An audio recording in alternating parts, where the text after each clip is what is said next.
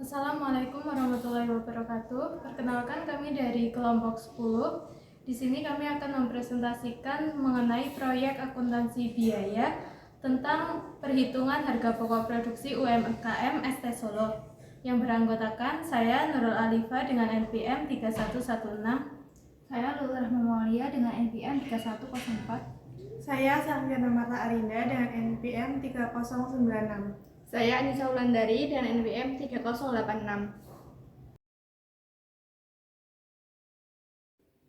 ST Solo merupakan sebuah merek yang menawarkan berbagai produk es teh dengan berbagai variasi, rasa, dan ukuran.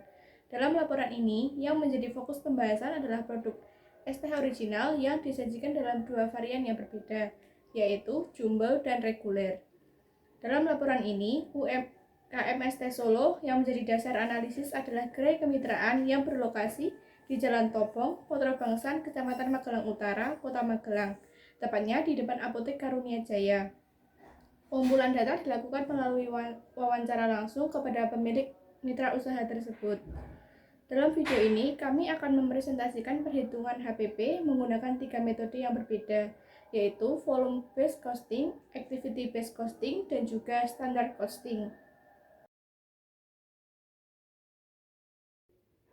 Perhitungan ini kami mengumpulkan data biaya selama 1 bulan. Komponen biaya meliputi biaya bahan baku, biaya tenaga kerja langsung, dan biaya overhead pabrik.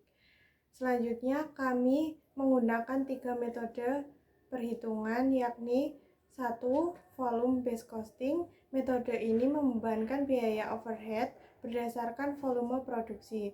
Yang kedua, activity based costing. Metode ini membebankan biaya overhead berdasarkan aktivitas yang digunakan untuk memproduksi produk. Yang ketiga ada standard costing. Metode ini menggunakan biaya standar yang telah ditentukan sebelumnya. Perbedaan antara biaya standar dan aktual disebut varian yang digunakan untuk mengevaluasi kinerja perusahaan. Berdasarkan hasil perhitungan kami, ketiga metode HPP memberikan hasil yang berbeda dan mempengaruhi strategi pengendalian biaya. Metode volume based costing menghasilkan HPP sama untuk semua varian, yaitu Rp2.746,25, sehingga sederhana tapi kurang akurat karena tidak mempertimbangkan perbedaan produk.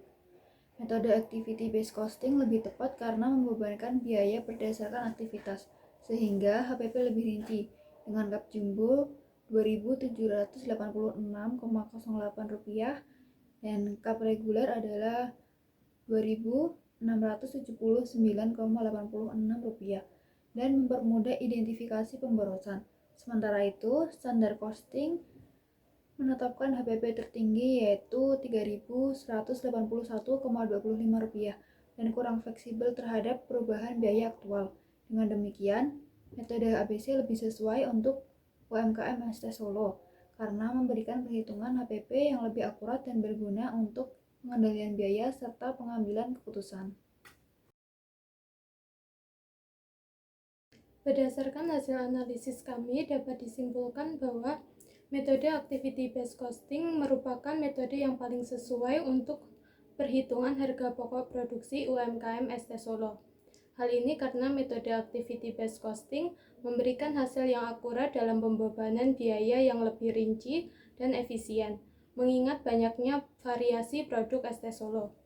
Dalam mendukung strategi pengendalian biaya dan pengambilan keputusan bisnis, kami merekomendasikan UMKM ST Solo untuk menetapkan harga jual berdasarkan perhitungan activity based costing agar lebih kompetitif, mengevaluasi penggunaan bahan baku dan aktivitas agar bisa menekan pemborosan, dan menyusun laporan keuangan bulanan untuk memantau biaya dan keuntungan secara rutin.